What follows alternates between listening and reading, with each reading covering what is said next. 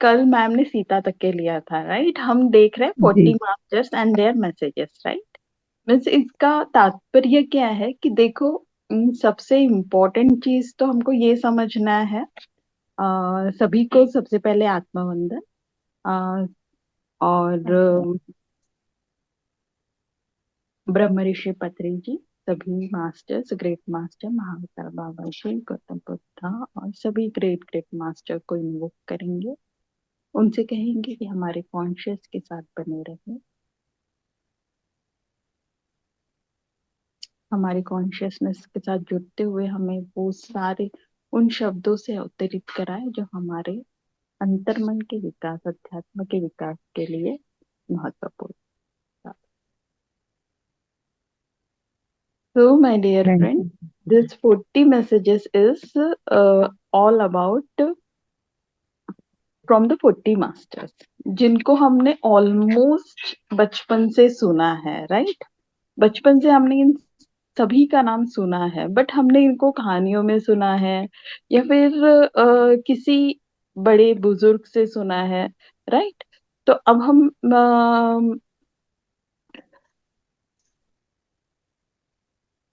Ma'am आपका सीता तक हुआ था, राइट? वाल्मीकि हो गया था। नहीं,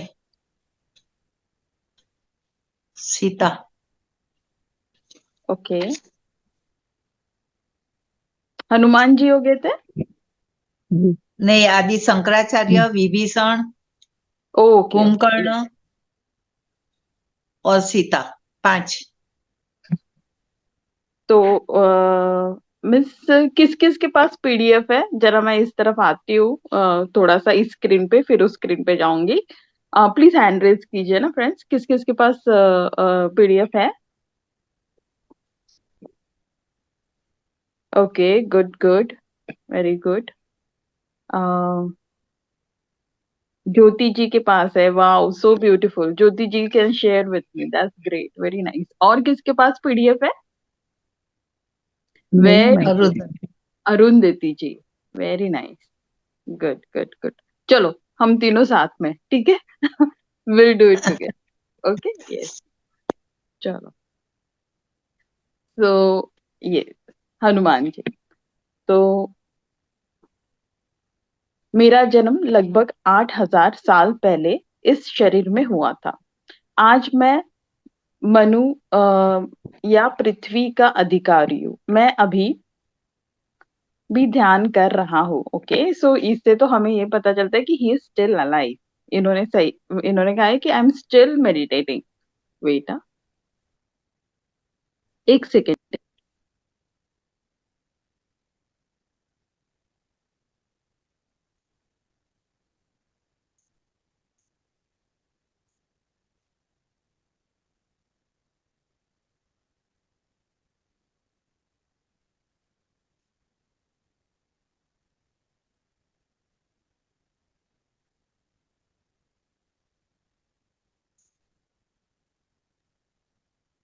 सो एक सेकेंड। और बहुत पहले जब मैं लगभग 7 वर्ष का था, तब मुझे एक बहुत महान गुरु द्वारा ध्यान का दीक्षा दिया था, हनुमान के रूप में। मेरे अवतार से पहले ये लगभग 6 जन्म थे। ओके, मैंने आप मैं आपको बताऊंगा कि मैं हनुमान के रूप में अपने अवतार में क्या कर रहा था, क्योंकि वर्तमान में आप सभी केवल अपनी वर्तमान स्थिति के बारे में उत्सुक है। ध्यान ध्यान से ही आप अपने भूत और भविष्य के बारे में जानोगे। मेरे माता पिता बहुत महान ध्यानी थे और उनके मार्गदर्शन में मैंने बहुत कुछ सीखा। तब तक मैं करीब 15 साल का हो चुका था। मैं एक पूर्ण ध्यानी था और मुझे आमतौर पर कार्य दिए जाते थे। मैं किसी भी ध्यान के कार्य में हमेशा उत्कृष्टता प्राप्त करूंगा जो कोई भी देगा। मैं सूक्ष्म यात्रा में परिपूर्ण था, एक आदर्श थर्ड आई मास्टर रहा और विभिन्न शक्तियों के साथ एक मास्टर रहा। मैं उस उम्र में खुद को भौतिक और अभौतिक भी बना सकता था। ओके, तो आप समझे कि आप ध्यान से सारी चीजें प्राप्त कर सकते हैं, फर्स्ट मैसेज। सेकंड मैसेज उनका ये है कि उन्होंने ध्यान से किस किस उपलब्धियों को प्राप्त किया था। और बहुत अच्छे से आप इस चीज को समझ पा रहे हैं, यहाँ पे दिया है कि आप भौतिक और अभौतिक मीन्स जो फिजिकल है वो खुद को फिजिकल और खुद को अफिजिकल, लाइक सटल सूक्ष्म, या फिर आप कह सकते हो कि जो मैटर ही नहीं है उसमें भी वो अपने आप को बना सकते थे। तो ये सब ध्यान से पॉसिबल है। मैंने ध्यान से सब कुछ सीखा। इस दौरान मेरी माँ को लगा कि अब मुझे एक समाज में लोगों के बीच जाकर रहना और वहां भी एक सामाजिक प्राणी के रूप में बहुत कुछ सीखना है। और उस समय मैं बाली और सुग्रीव के साथ रहने गया था। बाली और सुग्रीव के आसपास की परिस्थितियों के बारे में जानकर मैंने सुग्रीव को चुना और कहा कि वह मेरे गुरु है। उन्हें मुझे समाज में रहने के तरीके और साधन सिखाए थे। और बहुत सही, जैसे कि आप जानते हैं कि सुग्रीव की निष्ठा और धर्म का समर्थन करने के लिए पूर्ण समर्पण ने मुझे तुरंत निस्वार्थता, सहिष्णुता, धैर्य और ज्ञान प्रेम के गुण सिखाए। और इन बुनियादी गुणों की उनकी शिक्षाओं ने मुझे हनुमान के रूप में मेरे व्यक्तित्व विकास में मदद हुआ। तो देखो यहाँ पे और एक कितना ब्यूटीफुल पॉइंट है कि सरेंडर से क्या होता है। ठीक है, उन्होंने कहा कि जब मैंने अपने अपने गुरु को, मैंने सुग्रीव को मैंने अपना गुरु चुना और मैंने उनमें पूरी निष्ठा दिखाई। ओके। और पूर्ण समर्पण, पूर्ण समर्पण जब मैंने दिया, हमको हमेशा लगता है सरेंडर करना कितना डिफिकल्ट लगता है कि किसी को हम किस तरीके से सरेंडर कैसे करते हैं। ठीक है, हम अपने प्रोसेस को सरेंडर करते हैं, हम अपने ध्यान को सरेंडर कर सकते हैं। आप जिस भी स्टेज पे हो, जिस भी परिस्थिति में हो, सरेंडर की भावना इंपॉर्टेंट होती है माय डियर फ्रेंड। जब आप सरेंडर करते हो तो ऑटोमेटिकली आप में कौन से गुण आते हैं? निस्वार्थता। मीन्स आप में निस्वार्थता आना शुरू हो जाएगा। आप सेल्फिश नहीं रहोगे। हर बार कुछ काम करते वक्त आपको पहले ये याद नहीं आया कि ये मेरे लिए क्या फायदेमंद है। ऑटोमेटिक जब आप किससे मिलोगे आपको ऑटोमेटिक ऐसे लगेगा कि अरे मैं इसको क्या दूं। ठीक है। दूसरा आएगा सहिष्णुता। आप में एक सहनशीलता आएगी, एक दिन धैर्य आएगा, और ज्ञान, प्रेम। और प्रेम समझ में आ रहा है? तो प्रेम को हम बहुत छोटा समझते हैं। प्रेम हम समझते हैं कि किसके लिए हमको करुणा आ गया, किसकी को देख के हमको प्यार आ गया तो हम समझते हैं कि वो प्रेम का गुण है हमें। वैसा नहीं है। प्रेम एक बहुत डीप है कि आप जब किसी प्राणी को देखो भी या फिर प्राणी से आप मिलो भी, उनके बाजू में भी खड़े हो, तो अगर आप में प्रेम विकसित है माय डियर फ्रेंड, तो आप इतने सेंसिटिव हो जाते हो कि आप उनके लाइफ में क्या चल रहा है या फिर उनकी अभी क्या परिस्थिति है उसको आप सेंस कर सकते हो। फिर वो मैटर नहीं करता है कि वो कौन सा जीव है, क्या वो मनुष्य प्राणी है कि वो पेड़ है कि वो जल स्तर का प्राणी है कि समझ में आया? कि वो बर्ड है कि कोई भी है, कोई भी प्राणी है, आप उसको समझ सकते हो। आप निर्जीव और जीवित दोनों वस्तुओं को सेंसिटिवली समझ सकते हो। बुनियादी गुणों की उनकी शिक्षाओं ने मुझे हनुमान के रूप में मेरे व्यक्तित्व को विकास में मदद हुआ। सो अगर आपको आध्यात्मिक, हम सबको आध्यात्मिक के पथ पर चलना है और सही तरीके से अगर अध्यात्म को समझना है तो सरेंडर की भावना लाना बहुत जरूरी है। जब भी हम अपने टेक्निक को करें तो पूरे सरेंडर के साथ करें, पूरे समर्पण के साथ करें। जब भी हम कोई मार्गदर्शन सुनते हैं किसी मास्टर्स का, पत्री जी से जब हम सुनते हैं, आप यही समझे कि जो भी मार्गदर्शन आ रहा है वो सीधा डिवाइन से आ रहा है। और उस मार्गदर्शन पर टोटली सरेंडर करे माय डियर फ्रेंड। तुम्हें आगे बढ़ते हैं। तुम्हें पता होना चाहिए कि मैं तब से पहले अपने माता पिता के मार्गदर्शन में कच्चा और आश्रय था। मुझे अपने आप को देखने का कभी कोई मौका नहीं मिला। मुझे पहली बार सुग्रीव ने यह मौका दिया और मैं 3 महीने के अंतर में बहुत आगे बढ़ गया था।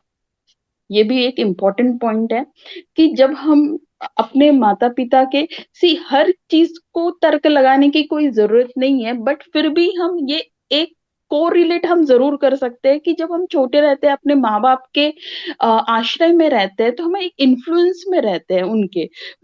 और हम उनके ऊपर टोटली डिपेंडेंट रहते हैं। जब वो 16 साल के हैं, 16 साल के उसके बाद उन्होंने उसकी बात की वो जर्नी बता रहे, तो हम सब अच्छे से कोरिलेट कर सकते हैं कि आज हम ये कई बातें हम अपने माँ बाप से, या फिर जब हम हमारे पास्ट लाइफ में, जब हमारे चाइल्डहुड में जाते हैं, तो हमको ऐसा लगता है कि काश हमारे माँ बाप ने वो किया होता तो आज हम वैसे बेटर रहते, लगता है ना। ये सब होता है, राइट। तो वैसे ही उन्होंने कहा है कि बेसिकली मैं मेरे माँ बाप के साथ में था, तब मैं अपने आप को इतने अंदर तक के जानता नहीं था, पर जब मैं सुग्रीव मीन्स एक गुरु, एक जो गुरु रहते हैं, जो धार्मिक गुरु रहते हैं या फिर जो आध्यात्मिक गुरु रहते हैं, वो आपको आपके डिवाइन से मिलाता है, माय डियर फ्रेंड। तो वो गुरु होना एक बहुत, क्या कह सकते हैं ना, कि बहुत भाग्यशाली होते हैं कि अगर हमको इस जन्म में या फिर जिस भी जन्म से हमको वो गुरु प्राप्त हुए हैं, तो हम हमारी वो एक जर्नी, हमारी वो एक यात्रा शुरू हो गई है, जिससे कि हम अब अपने आप को समझ सकते हैं, अपने अंदर के, समझो कि आप अपने अंदर के हनुमान को समझ सकते हो। ओके। सो एक और महत्वपूर्ण पहलू यह था कि मैंने सबके साथ सहानुभूति महसूस करना सीख लिया था और दूसरों की भावनाओं के साथ एक होना सीख लिया। मैं दूसरों की भावनाओं और भावनाओं के साथ तालमेल बिठाने के लिए लगातार खुद पर नजर रख सकता था। इसलिए मैं व्यवहारिक रूप से वही सीख सकता था जो मेरे आसपास के सभी लोगों ने सीखा। ओके।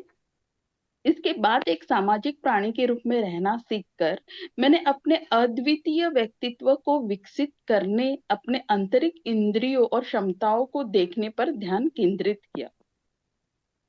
ओके। तो हम सब में एक यूनिक क्वालिटी है, राइट। उन्होंने कहा कि एक बार ये स्टेजेस ऑफ लाइफ है, अगर देखा जाए तो, अगर समझा जाए तो, ठीक है, पहले हमको एक सामाजिक प्राणी बन के रहना सीखना पड़ता है, हर एक के लाइफ में होता है। जैसे मैं अगर मेरी पर्सनल बात करूं तो आपको हंसी आएगी, पर मैं बहुत छोटेपन से ही अध्यात्म की तरफ ज्यादा इंक्लाइन थी।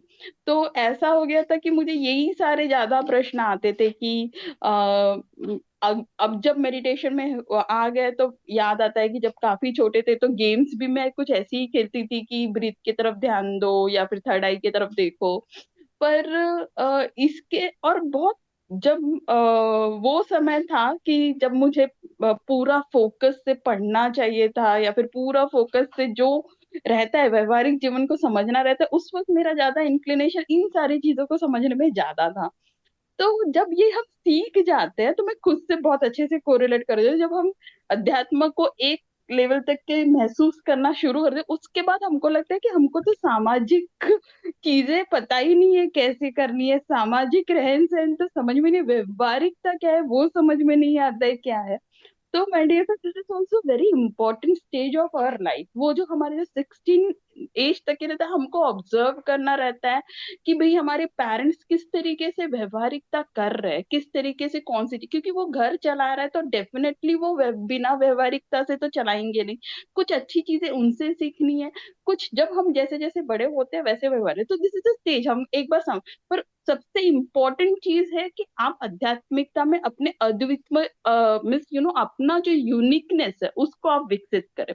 उसके बाद अपनी जो आंतरिक इंद्रिया है और क्षमताएं है, उसमें ध्यान देना शुरू करें। आगे मुझे लगा कि मुझे राम सीता और लक्ष्मण के बहुत कुछ, राम सीता और लक्ष्मण से बहुत कुछ सीखना चाहिए।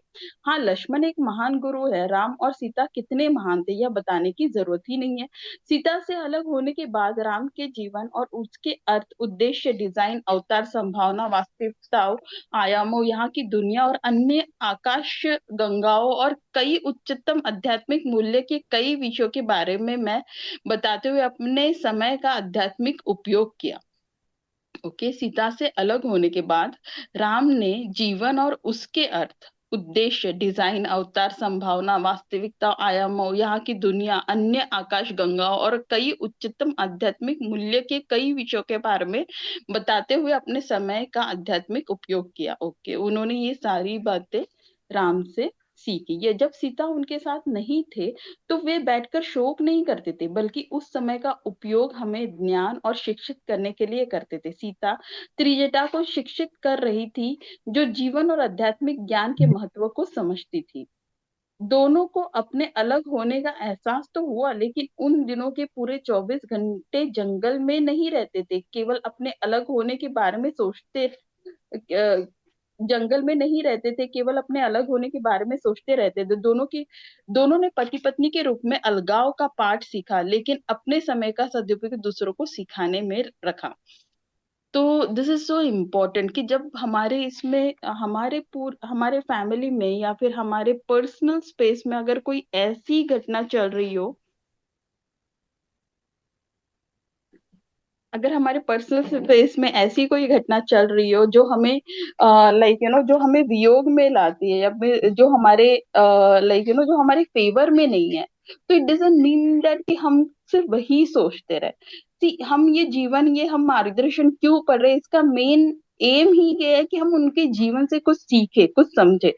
जो मेन उन्होंने बताया कि फेज, नेगेटिव फेज, इतने बड़े जो राम थे, जो ज्ञानी पुरुष थे, जो मीन्स जो सर्वव्यापक थे, उन्हें भी इस फेज से गुजरना पड़ा। उन्होंने उन्हें उस जन्म का जो सीख थी या फिर जो लर्निंग थी, जो भी अनुभव उनको करने थे, उन्होंने उस अनुभव को तो किया, पर उन्होंने जो वो टाइम है, वो जो समय है, उसको उन्होंने गवाया नहीं। This is very important for each and every one. और जैसे आप अभी अपने समय का सदुपयोग कर रहे हो, राइट।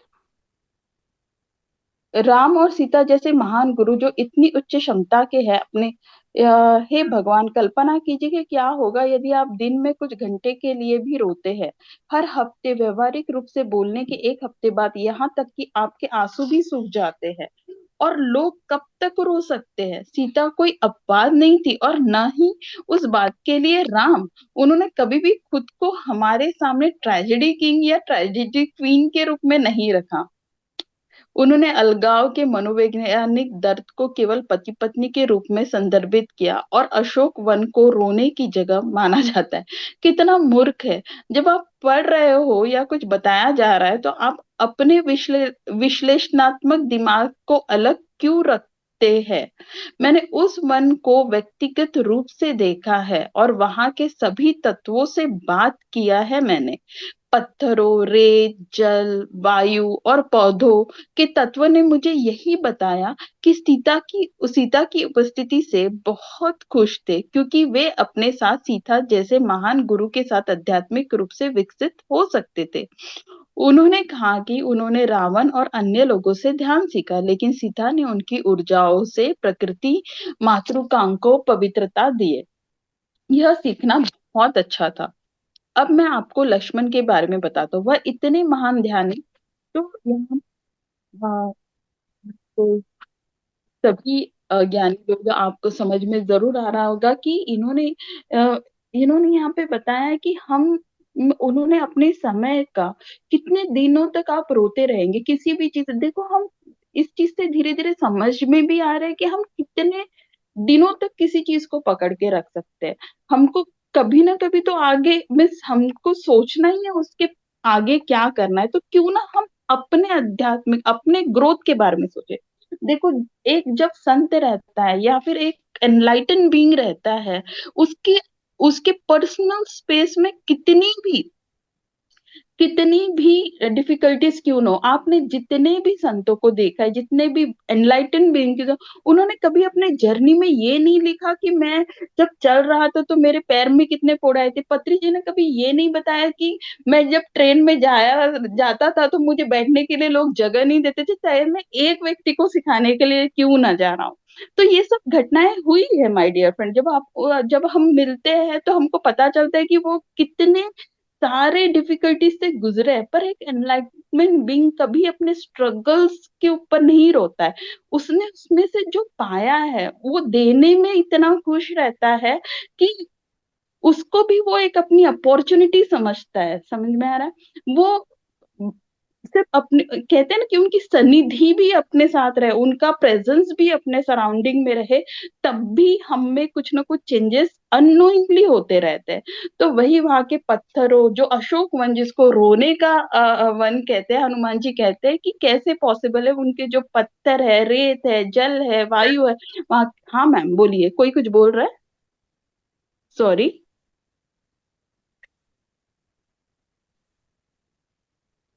ओके, मैं बोलू राइट? ठीक है। मैं हम लोग बात करेंगे जस्ट ये फिनिश हो जाने के बाद, ओके?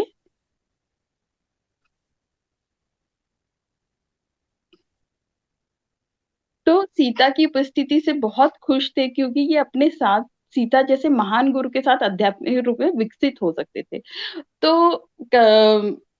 आप जब जब कोई एनलाइटन बीइंग या फिर अच्छा, मेरी आवाज क्लियर आ रही है ना बाय द वे सभी को?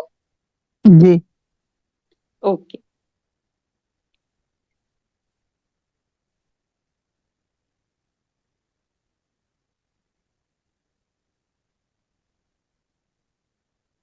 अब मैं आपको लक्ष्मण के बारे में बताता हूँ। वह अपने महान ध्यानी और प्रबुद्ध व्यक्ति थे, जिन्होंने अपने जीवन को अंगरक्षक के रूप में चुना। और वह सब कुछ सीखा जितना राम और सीता आध्यात्मिकता के बारे में जानते थे। उन्होंने सबसे सीखने के लिए अ, वो सबसे सीखने के लिए खुले रहते थे। यह सब राम, सीता, लक्ष्मण, सुग्रीव और लंका के तत्वों के बारे में है। मेरे ये भाग्य वही है जो मैंने इन महान गुरुओं से सीखे हैं। इन सभी लोगों के साथ रहने के कारण मुझे अब समाज में रहने की आवश्यकता नहीं थी, क्योंकि मैंने विभिन्न भूमिकाएं सीखा था। इन महान गुरुओं के आसपास के लोगों के साथ बातचीत ने मुझे उनके बारे में सब कुछ जानने का मौका मिला। इस तरह एक अवतार में मैंने कई लोगों से बहुत कुछ सीखा। मेरे लगातार 24 घंटे पीछा करने और सीखने में गहरी रुचि के कारण मैं बहुत कुछ सीख सकता था। फिर मैं हिमालय में अपनी परा स्नातक के पास वापस चला गया। वर्तमान में मैं एक उच्च पद पर हूँ, जिसे आप ब्रह्मा कहते हैं।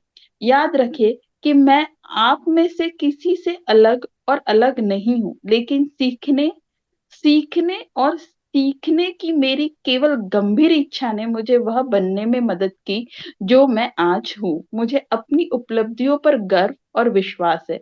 अगर तुम मेरे जैसा बनना चाहते हो तो सीखना सीखो। पत्री जी ने ये 27/6/2021 में अ, अ, संदेश दिया था।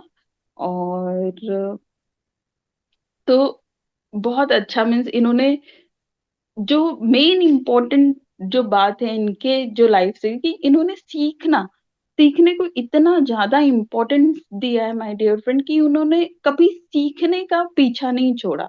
और सिंसिरिटी से, मीन्स सिंसिरिटी से उन्होंने सीखते गए, सीखते गए, सीखते गए। और वो कहते हैं कि ये जो मेरा सीखने का जो जुनून है, उसी ने मुझे जो मैं आज हूँ वो बनाया। और मैं अब उस हनुमान के व्यक्तिमत्व से ऊपर उठकर मैं अब अपने जो रियल रूप है उससे मिला हुआ, और आज मुझे ब्रह्मा के रूप में, मीन्स आज आप इतने विकसित हो चुके हैं हनुमान जी, कि वो कुछ भी क्रिएट कर सकते हैं। तो आप समझे कि साधना, सरेंडर, सीखना, ये सारी चीजें आपको एक, आप जो आपने आपको एक छोटा ह्यूमन बीइंग समझते हैं, उससे आपको कितना ऊपर ले जा सकती है। और माय डियर फ्रेंड, सरेंडर कहीं ना कहीं हमारे ईगो को भी कंट्रोल में रखती है, जो कब गुमराह कर देता है पता ही नहीं चलता है। ओके, तो मैम कितना बज रहा है? या एक ले लेते हैं, वाल्मीकि ले सकते हैं।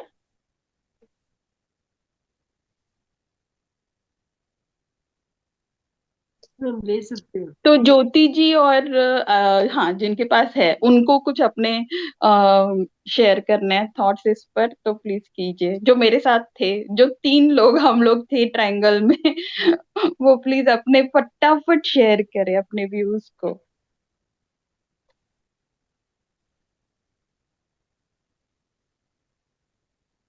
कुछ कहना चाहते हैं? सुमित्रा मैम, आप कुछ कहना चाहते हैं? नहीं मैम, मैं ट्रायंगल में नहीं थी। उस एंगल में आप नहीं थे। So cute, I love you. अच्छा, और कोई? ज्योति जी है ना उसमें? ज्योति जी बोलिए। वाल्मीकि का प्रसंग दे रहे हैं ज्योति जी, आप बताइए ना, आपके पास है पीडीएफ? ज्योति जी, ज्योति जी आप की ज्योत ये तो नहीं हो गई, सो धीमी गई तो नहीं ज्योति हो जी, गई? सो गई ज्योति जी। नाइट सो गए ज्योति जी। और किसी के पास पीडीएफ होगा तो वो आगे बढ़े, नहीं नो मैम, प्रॉब्लम। मेरे पास तो है नहीं। हाँ हम मैम बोलिए। अच्छा आप बताइए, वाल्मीकि जी का बोल। अरुंधति जी आपके पास पीडीएफ है? मैंने भेजा आज। है, लेकिन मैं पूरा तरह पढ़ा नहीं है। आप अभी पीडीएफ खोलिए और पढ़िए, साथ साथ जो मैं बात कर रही हूँ वो बताइए। अभी तो यहाँ से मैं खुलने नहीं सकूंगी मैम। ओके। ठीक है, फिर मैं आगे बढ़ूं? ऑल आर ओके विद इट? मैं फटाफट आगे बढ़ जाती हूँ, चलेगा मैम? आईफोन को किनका है, उनको बोलना है, उनके पास है। मैम सुमित्रा मैम आपका है आईफोन? नहीं मैम, मेरे मेरे पास नहीं है। ओके। मैम मैं अपना खोलती हूँ।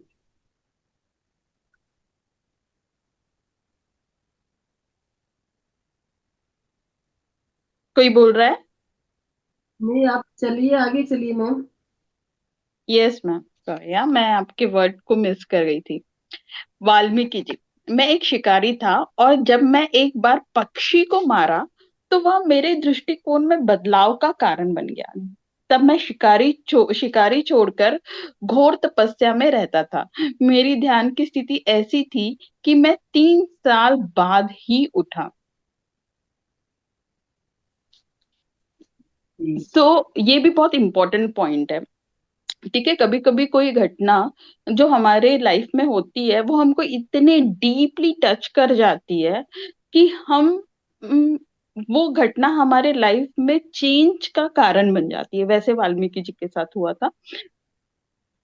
और उन्होंने कहा कि उनकी जो ध्यान की स्थिति वो 3 साल तक रही।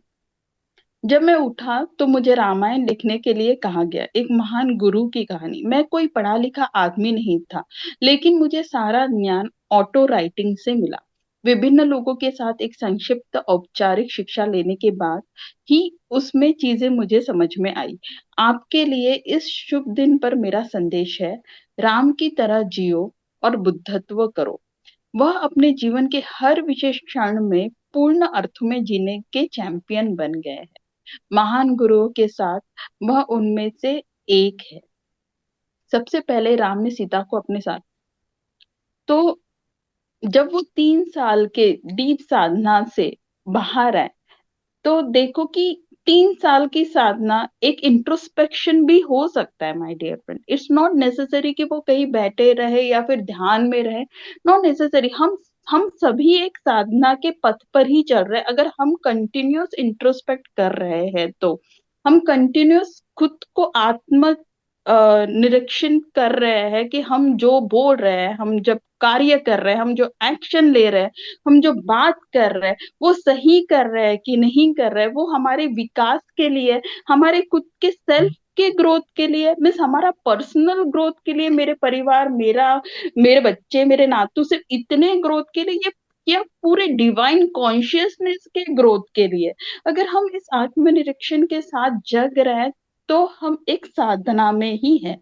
और अगर उनकी साधना की स्थिति लगी 3 साल तक तो डेफिनेटली उन्होंने एक एक अपनी जिंदगी की, अपनी पास्ट लाइफ की, प्रेजेंट लाइफ की और अपने शरीर में होने वाले हर एक गांठों को उन्होंने तोड़ा होगा, जाना होगा, उसको पूरी तरीके से डिसॉल्व किया होगा माय डियर फ्रेंड।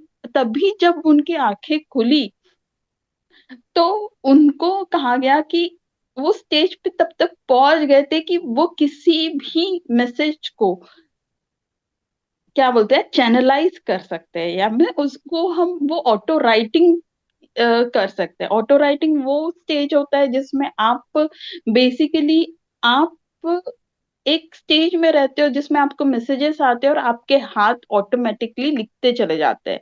ठीक है, तो उन्होंने कहा कि उन्होंने औपचारिक शिक्षा ली है, ऐसा नहीं है कि उन्होंने ऑटो राइटिंग की शिक्षा नहीं ली। उन्होंने ये चीज कैसी आती है, कैसे इसको प्रॉपर तरीके से चैनलाइज करना है, उन्होंने उसकी शिक्षा ली एक बार वो ध्यान से बाहर आए तो। ठीक है, तो ये भी बात आप समझे माय डियर फ्रेंड, कि अगर आपको समझ में आता है कि आप मेडिटेशन में आ रहे हो और आपकी कोई स्थिति है जो विकसित हो रही है, तो आप ये समझे कि मीन्स कोई क्वालिटी है वो विकसित हो रही है, तो उसको सही चैनलाइज होने के लिए आप अब ये मत समझे कि वो अब ऑटोमेटिक होगा, ऑटोमेटिक मुझ में सब आ जाएगा, ऐसा नहीं है। ये भी छोटा सा मैसेज है पर बहुत प्यारा मैसेज है। उन्होंने कहा है कि जब आपको लग रहा है कि आपकी कोई क्वालिटी विकसित हो रही है, हो सकता है आपका थर्ड आई है, हो सकता है आपका हार्ट चक्र है, हो सकता है आपका कोई भी सेंस ऑर्गन है जो विकसित हो रहा है विद द मेडिटेशन, तो आप उसको प्रॉपर चैनलाइज करने के लिए मास्टर का हेल्प ले सकते हैं, बुक का हेल्प ले सकते हैं, उसके स्पेसिफिक जो ट्रेनिंग्स चलती है वहां पे आप जाकर आप अपने आप को और परफेक्ट बना सकते हैं।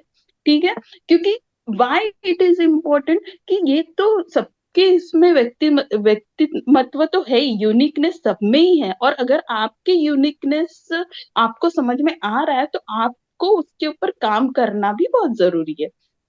ओके, आपके लिए इस शुभ दिन पर मेरा संदेश है कि ये कितना इंपॉर्टेंट पॉइंट है कि राम की तरह जियो और बुद्धत्व करो।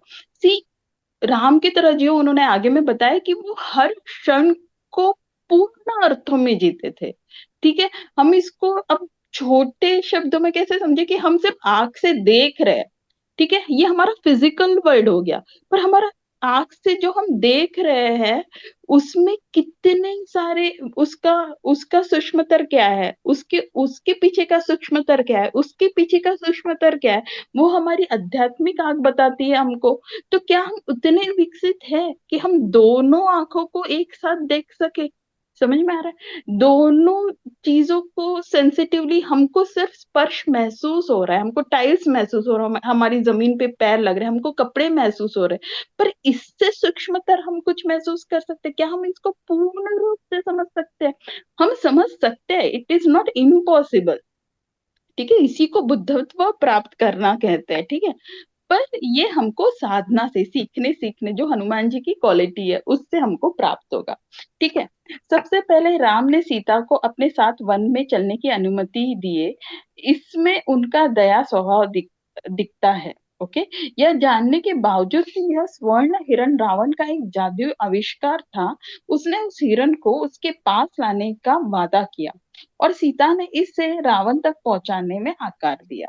ठीक है, सबसे पहले तो एक तो वो अंतर्यामी थे, उन्हें सब पता था आगे क्या होने वाला है, फिर भी उन्होंने सीता को अनुमति दी कि हाँ भाई आप आओ, तो उनमें उनका दया का स्वभाव नजर आता है। ठीक है, वाल और उन्होंने यहाँ जो प्रस्तुत किया है, मैं उन शब्दों को आपको आगे बता रही हूँ। और उन्होंने कहा कि उनको पता था कि जो वो जो ही सोने का हिरन है या फिर वो, वह एक जादुई आविष्कार है, मीन्स वो कोई रियल नहीं है। फिर भी उन्होंने उस सीता की जिद को पूरा करने के लिए उस चौखट से बाहर निकले। ठीक है, तो ये सारी घटना को, तो ये भी एक है कि आपके लाइफ में जो घटनाएं हो रही है वो एक तो दो डायरेक्शन में जा सकती है माय डियर फ्रेंड, कि आप उसको पूरी तरीके से डिस्ट्रैक्ट होके, उसको पूरी तरीके से ट्विस्ट करके एक लाइक एक गलत डायरेक्शन में लेके चले जाओ। गलत डायरेक्शन बोलने से अच्छा कि आप डिप्लीशन में चले जाओ, या फिर उसी अपॉर्चुनिटी को आप एक प्रोग्रेशन की डायरेक्शन में लेके जाओ। ठीक है, प्रत्येक साधक को राम के समान होना चाहिए। हाँ, ध्यान करे और सब कुछ जाने, लेकिन ध्यान के अपने ज्ञान को आपके द्वारा लिए गए परिस्थिति जन्य जीवन डिजाइनों में अपने सीखने में हस्तक्षेप न करने दे। ओके, इस जीवन को पूरी तरह से अंत तक जियो। ठीक है, ऐसा मेरे साथ बहुत होता था कि जैसे हमको पता है कि हम अगर अगर कोई कोई है आगे में, हमको पता है कि अगर उन्होंने ये एक्शन लिया तो इसका कंसिक्वेंसेस क्या होगा, तो हमको यह लगता है ये मेरी बेटी है, ये मेरा बच्चा है, ये मेरा सब कुछ है, इसको तो मैं ठीक करके ही रखूंगा, इसको तो मैं बताऊंगा ही कि तू ये मत कर, तू वो मत कर, तू ऐसा मत कर, तू वैसा कर, वैसा कर, ये कर, वो कर। पर हम इतना पूरा अपना जी जान लगा देते हैं उस व्यक्ति को समझाने के लिए, क्योंकि हमें समझ में आ जाता है कि भैया इससे कितनी तकलीफ होती है। कई बार हमने ऐसे ऐसे लेवल पे या फिर ऐसे ऐसे पोजीशंस पे लोगों को देखे हैं कि वो इतने बड़े पोजीशन में होते हुए भी कई बार ऐसे स्टेप्स ले लेते हैं जो मीन्स जो काफी डिस्ट्रक्टिव होता है। और हमको दूरदर्शी से हमको समझ में आता है, बीइंग इन स्पिरिचुअलिटी हमको ये बातें समझ में आती है। बट पॉइंट ये है कि हम बहुत ज्यादा इंटरफेयर नहीं कर सकते किसी के लाइफ में, क्योंकि आप ज्ञानी हो। क्योंकि वो जिस तरीके से उसकी लाइफ डिजाइन की गई है, आप एक तरीके से उनको मार्गदर्शन दे सकते हैं। अगर आपकी ऊर्जा मीन्स आपका जो करुणा है, आपका जो कंपैशन है, अगर उसकी वाइब्रेशन बहुत स्ट्रांग है तो उसके दिल तक के जरूर लगेगी। पर मैं आपको ये बताना चाहती हूँ कि उनकी खुद की कुछ सेल्फ डिजाइन है, उनकी खुद की लाइफ की कुछ सेल्फ डिजाइन है, राइट। तो उसमें आप हस्तक्षेप ना करें, ठीक है। इस जीवन को पूरी तरह से अंत तक जियो, ठीक है। कल की उथल पुथल के बारे में चिंता या विचार ना करें, क्योंकि कल के बारे में सोचकर आप अपने वर्तमान क्षणों को खो जाते हैं, ठीक है। कल के बारे में इतना सोचना नहीं है, ठीक है। कल क्या होने वाला है, कल क्या, कल है ही नहीं। और ना ही पास्ट है, जो भी है वो आज ही है। इस बात को बहुत गहराई से समझे माय डियर फ्रेंड, ये कोई बोलने वाली बात नहीं है। क्योंकि आज आप, अगर आप इसको लॉजिकली भी सोचेंगे तब भी आपको समझ में आएगा कि जो भी है अभी ही है। और जो जैसे भी हम आप भी रहेंगे उसी के ऊपर हमारा कल, कल कल के लिए पूरा 24 घंटा भी रुकने की जरूरत नहीं है। नेक्स्ट क्षण ही आपका कल हो जाता है, नेक्स्ट क्षण ही आपका वापस कल हो जाता है। समझ में आ रहा है? आप समझने की कोशिश कीजिए कि हर क्षण आपका बदलते जा रहा है, हर क्षण चेंजेस में है। पर इस क्षण में आप किस तरीके से हो, वही यही क्षण आपका दूसरा क्षण, आने वाला क्षण को निर्धारित करता है, ठीक है। सीता जी की तरह जिए तो आप समृद्ध होंगे, अपने आप सभी प्रकृति मात्राएं आपके नियंत्रण में होंगी। ओके।